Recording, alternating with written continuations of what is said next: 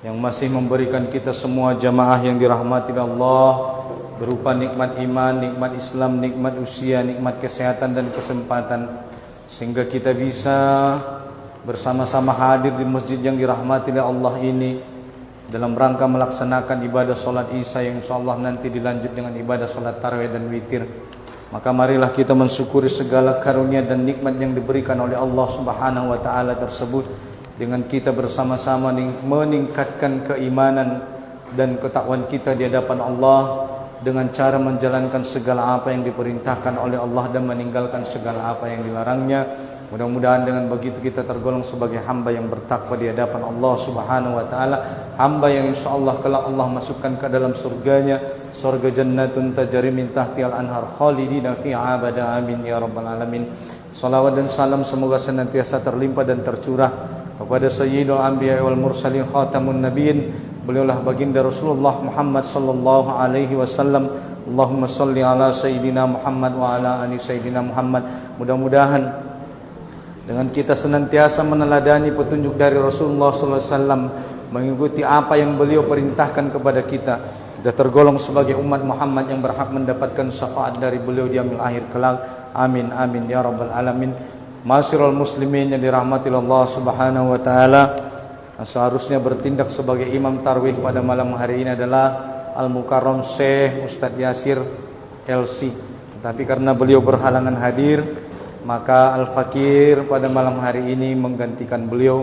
Mudah-mudahan kegiatan ibadah Ramadan kita bisa terlaksana sampai nantinya selesai, memperoleh berkah dari Allah Subhanahu wa taala. Amin ya rabbal alamin. Jamaah yang dirahmati Allah Subhanahu wa taala, adapun tema kita pada malam hari ini adalah bagaimana agar istiqomah di jalan Allah Subhanahu wa taala. Bapak Ibu yang dirahmati Allah Subhanahu wa taala, secara bahasa kalau kita melihat bahwa istiqomah adalah berarti yaitu berada di jalan yang lurus, dan secara istilah bahwa istiqomah adalah suatu amalan yang dijalankan secara konsisten dan mengikuti jalan yang diridhoi oleh Allah Subhanahu wa taala. Jamaah yang dirahmati Allah Subhanahu wa taala, tentu kita sangat penting untuk mempunyai yang namanya sikap istiqomah di dalam menjalankan agama Allah Subhanahu wa taala, di mana istiqomah ini adalah sangat besar pahalanya di hadapan Allah Subhanahu wa taala. Oleh karena itu penting kita dalam beramal ibadah mempunyai sikap yang istiqomah.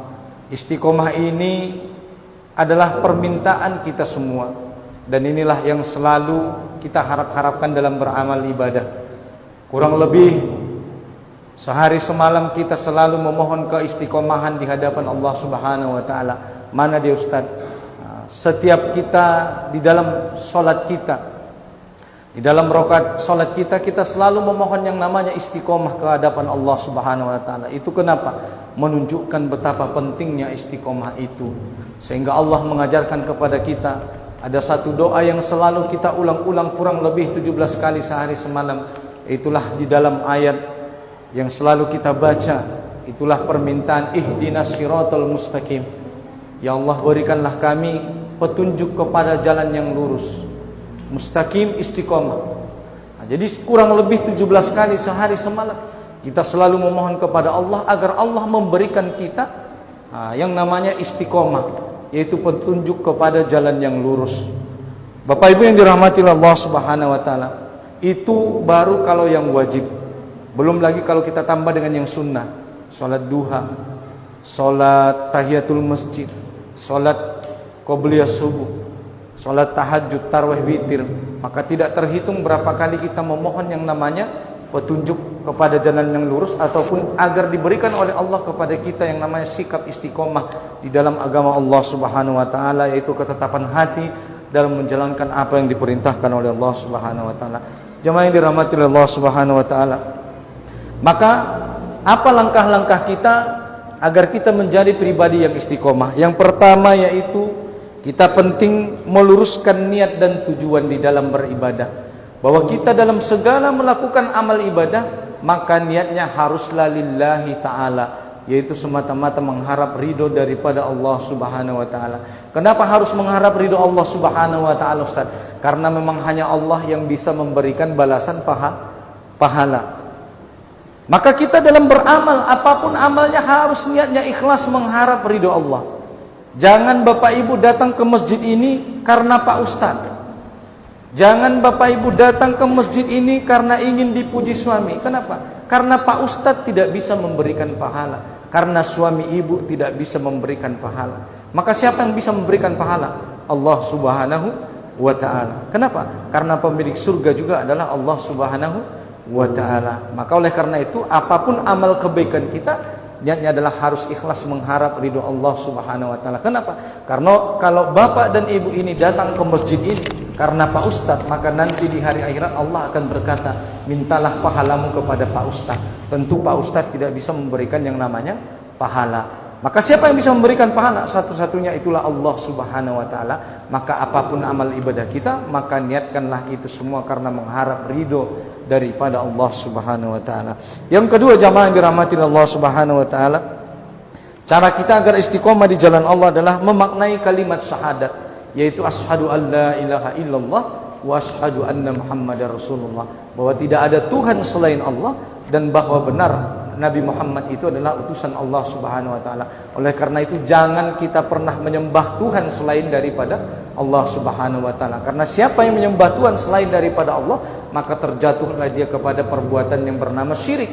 Dan syirik adalah salah satu daripada dosa terbesar yang diharamkan oleh Allah Subhanahu wa ta'ala. Oleh karena itu kita berdoa, mudah-mudahan kita senantiasa istiqomah hakul yakin, 100% yakin benar bahwasanya Allah Subhanahu wa ta'ala adalah benar-benar sebagai zat pencipta, zat wajibal wujud yang sudah ada dengan sendirinya dan tidak ada yang menciptakan dia. Maka inilah langkah yang kedua, yaitu memaknai kalimat syahadat. Bapak Ibu yang dirahmati Allah Subhanahu wa ta'ala, langkah yang ketiga adalah bagaimana membaca dan memahami Al-Quran. Karena kebetulan kita di bulan Ramadan, sebagaimana Allah mengatakan, syahrul Ramadan alladzi unzila fihi al-Quran hudan linnasi wa bayyinatin minal huda wal furqan. Bulan Ramadan adalah bulan diturunkannya Al-Quran sebagai pembeda, sebagai petunjuk bagi manusia dan pembeda antara yang hak dan batil. Maka Bapak Ibu yang dirahmati Allah Subhanahu wa ta'ala, mumpung kita berada di bulan Ramadan, ayo kita mengisi hari-hari kita di Ramadan ini dengan senantiasa membaca Al-Quranul Karim. Karena Ramadan adalah bulan diturunkannya Al-Quran, itulah pada malam Lailatul Qadar. Sebagaimana Allah mengatakan di dalam ayatnya, inna anzalnahu fi lailatul qadar, sesungguhnya kami menurunkan Al-Quranul Karim ini adalah pada malam Lailatul Qadar. Lailatul Qadari khairum min alfi syahri, malam yang lebih baik daripada 1000 bulan. Tanazzalul malaikatu warruh, yang di dalamnya para malaikat dan Jibril diturunkan oleh Allah Subhanahu wa ta'ala. Oleh karena itu Bapak Ibu yang dirahmati Allah, bacalah Quran itu. Memang benar bahwa membaca Quran itu berpahala, tetapi tidak cukup kita hanya membaca bahasa Arabnya, tetapi juga kita harus memahami apa isi daripada ayat Al-Quranul Karim tersebut agar Quran itu menjadi petunjuk. Kalau hanya dibaca saja bahasa Arabnya, maka tidak akan menjadi petunjuk. Kenapa Bapak Ibu? Karena Bapak Ibu tidak mengerti bahasa Arab. Maka oleh karena itu perlu kita di rumah mempunyai yang namanya Al-Quran terjemah. Maka setelah kita membaca bahasa Arabnya, maka kita baca juga apa isi dan petunjuk daripada ayat Allah Subhanahu wa ta'ala. Barulah Quran itu akan menjadi petunjuk. Maka banyak Bapak Ibu yang bertanya, Pak Ustaz, saya sudah bolak-balik baca Quran, perasaan iman ini begitu-begitu saja. Ya iyalah. Kenapa? Karena ibu tidak memahami isinya. Kapan Quran itu akan menjadi petunjuk dalam hidup ibu? Kapan hidup Bapak Ibu ini akan berubah? Kalau Bapak Ibu tidak memahami apa isi daripada petunjuk daripada Allah Subhanahu wa ta'ala tersebut. Oleh karena itu penting kita memahami apa isi daripada ayat-ayat Al-Quranul Karim. Kemudian tidak cukup sampai di situ, bahkan kita juga mengamalkan isi daripada Al-Quranul Karim. Maka dengan begitulah mudah-mudahan kita akan mendapat rahmat dan petunjuk daripada Allah Subhanahu wa ta'ala. Bapak Ibu yang dirahmati oleh Allah, yang keempat adalah usaha kita akan menjadi istiqomah di jalan Allah, yaitu berkumpul dan bergaul dengan orang-orang yang soleh. Maka pilihlah teman-teman yang baik, pilihlah teman-teman yang mengajak kita kepada amal soleh. Jangan berkawan dengan orang yang tidak mengajak kita kepada berbuat kebaikan. Karena Rasulullah SAW mengatakan agama seseorang tergantung dengan siapa teman dekat dia.